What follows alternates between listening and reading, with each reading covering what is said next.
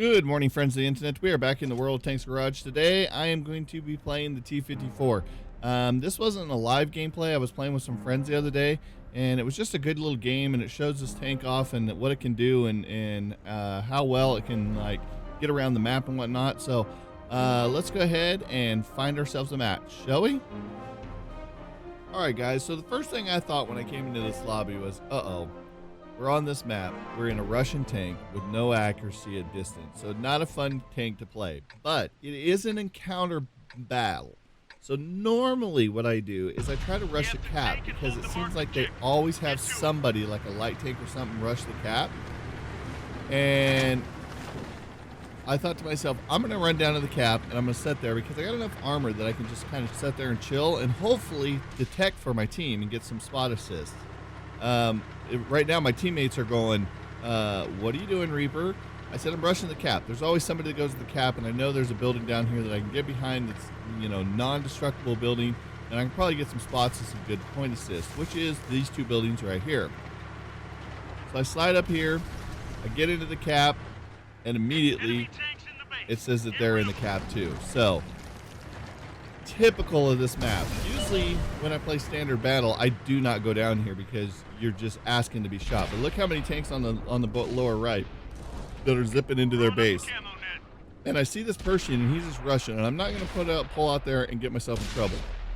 He's focused on the tank behind me. He's got me detected, so I'm going to take some easy, quick shots right here. Because this guy's just oblivious. He ran right in there.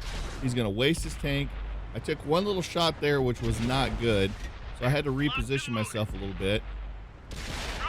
But this Pershing was just, I don't know what he was thinking. I don't know what his game plan was there, but he just completely got destroyed. I mean, he took out one of our tanks for their tanks. I mean, it wasn't the best trade on his position, especially for such a strong tank that he was driving. But I'm just going to stay hunkered down here, keep these guys off the flag.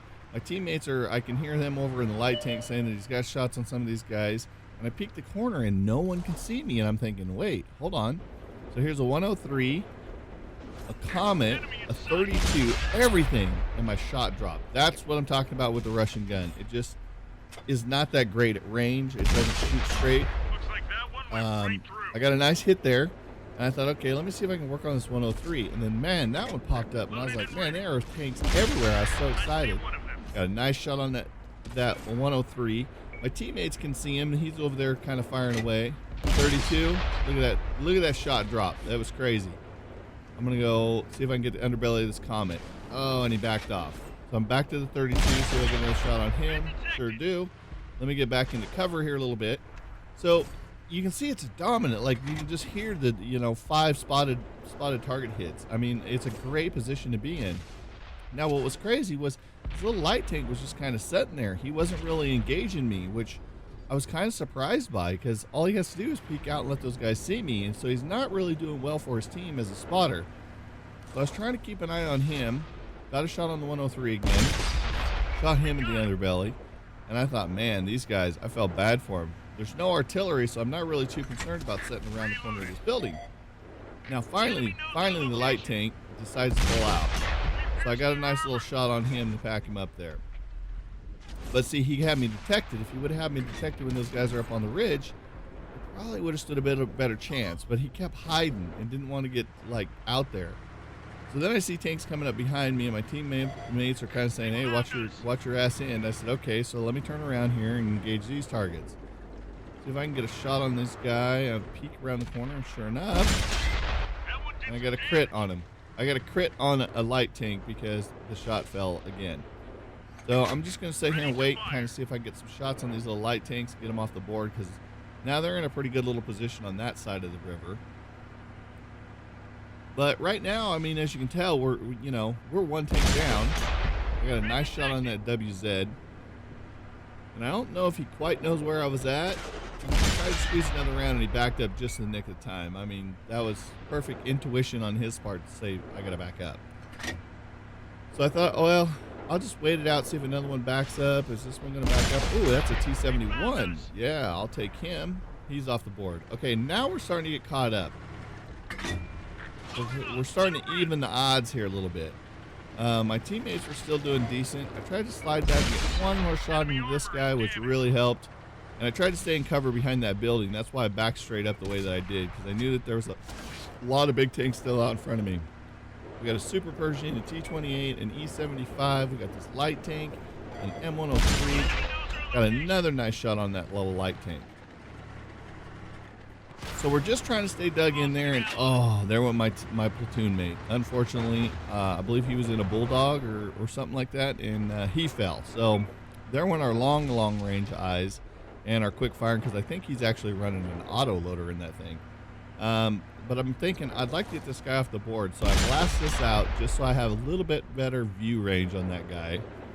And I'm thinking, ooh, there's a nice shot on that Super Pershing. But that E-75 is sitting up there and wasn't wanting to come over the hill, which was surprising, because he's like their biggest gun besides the 103 up there. So I see this Super Pershing, and I'm like, God, if I could just get a shot on this guy. But then the light tank's gonna come out, so I'm like torn between the two. So then it pops right there in the side. Boom, done, got him. So now it's gonna back him up a little bit. Now I'm detected, and I'm not quite sure by what, and then I see that 34. So he came down and joined the mix there. So I had to get back into cover there and come back and peek this other side.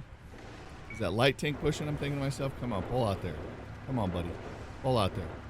Come on, I'm thinking to myself, come on, come on, come on. I'm trying to just coax him out there. Come on, come on. Oh, I just missed him. I just didn't have him quite far enough out there, and then he backed way out and it wasn't loaded. And I thought to myself, oh, I shouldn't have wasted that shot.